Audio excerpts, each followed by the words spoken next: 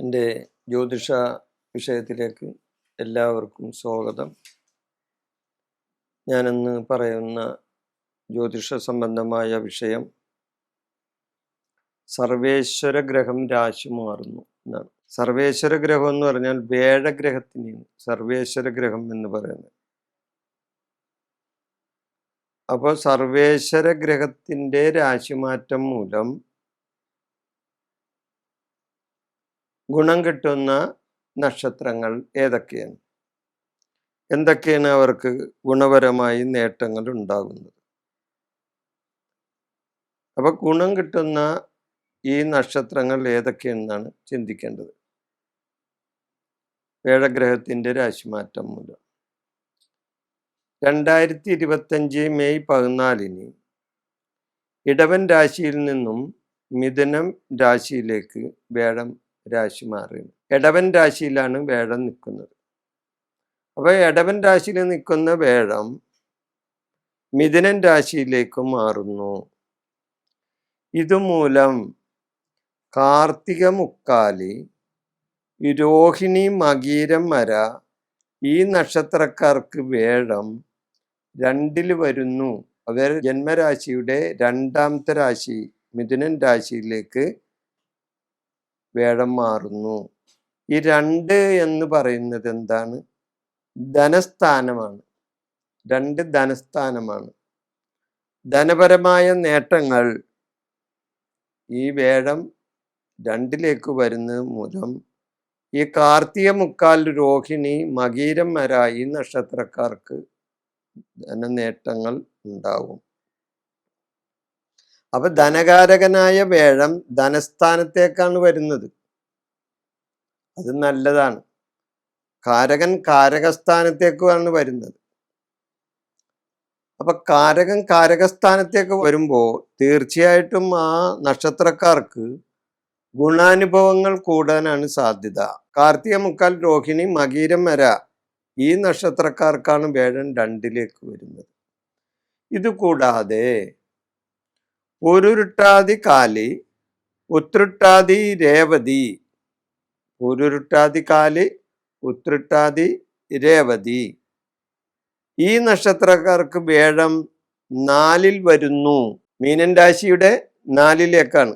അപ്പൊ ഈ പൊരുരുട്ടാതി, ഉത്രട്ടാതി, രേവതി മീനൻ രാശിയിൽ വരുന്ന നക്ഷത്രങ്ങളാണ്. ഇവർക്ക് വേഴം 4ലേക്ക് വരുന്നു. അപ്പൊ 4ലേക്ക് വേഴം വന്നത് ഇവർക്ക് സുഖകരമായ ഒരു ജീവിത സൗകര്യങ്ങൾ ഉണ്ടാവും. സുഖകരമായ ഒരു ജീവിത സൗകര്യങ്ങൾ, കുടുംബത്തിൽ ധനപരമായ നേട്ടങ്ങൾ, അല്ലെങ്കിൽ ഒരു നല്ലൊരു ഗ്രഹ അന്തരീക്ഷം, ഇതെല്ലാം വേഴം 4 വരുന്നതിൻ്റെ പേരിൽ ഇവർക്കുണ്ടാവും. ഇത് കൂടാതെ ഉത്രം മുക്കാൽ, അത്തം, ചിത്തിര, അര, ഉത്രം മുക്കാൽ, അത്തം, ചിത്തിര, അര ഈ നക്ഷത്രക്കാർക്ക് വേഴം 10 കർമ്മഭാഗത്ത് വരുന്നു. ഉത്രം മുക്കാൽ, അത്തം, ചിത്തിര, അര ഈ നക്ഷത്രക്കാർക്ക് 10ലേക്ക് വരുന്നു. 10 എന്താണ്? കർമ്മഭാഗമാണ്. കർമ്മഭാഗത്തേക്ക് വേഴം വരുമ്പോൾ കർമ്മത്തിൽ വേഴം വരുന്നത് നല്ലത് തന്നെയാണ്. അവിടെയും കർമ്മനേട്ടങ്ങൾ, ധനനേട്ടങ്ങൾ, കാര്യവിജയങ്ങൾ, കർമ്മ പുരോഗതി ഇതെല്ലാം ഈ ഉത്രം മുക്കാൽ, അത്തം, ചിത്തിര, അര ഈ നക്ഷത്രങ്ങൾക്ക് വേഴം 10 വരുന്നതിൻ്റെ പേരിലുണ്ടാവും.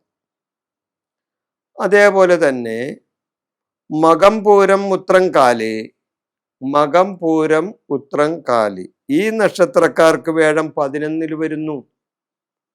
മകം, പൂരം, ഉത്രം, കാലി ഈ നക്ഷത്രക്കാർക്ക് വേഴം 11ലാണ് വരുന്നത്.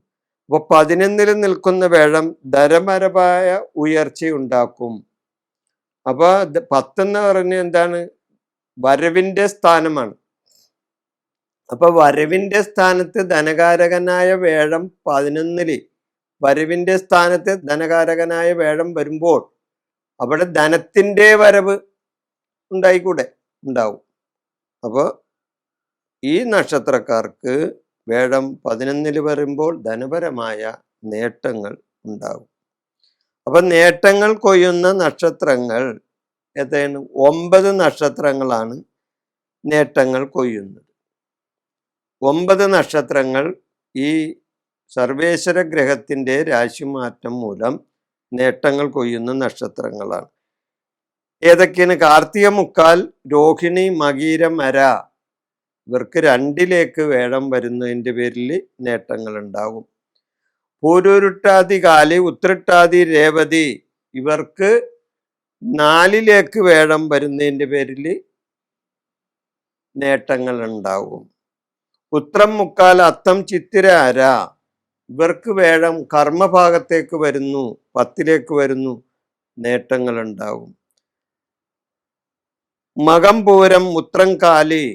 മകം പൂരം, ഉത്രം കാലി. ഇവർക്ക് വേഴം 11ലേക്ക് വരുന്നു. തീർച്ചയായിട്ടും ഇവർക്കും ധനനേട്ടങ്ങൾ ഉണ്ടാകും. ഈ 9 നക്ഷത്രങ്ങൾക്കും തീർച്ചയായിട്ടും ധനനേട്ടങ്ങൾ ഉണ്ടാകും. ഈ വിഷയം ഞാൻ ഇവിടെ അവസാനിപ്പിക്കുന്നു. നന്ദി, നമസ്കാരം.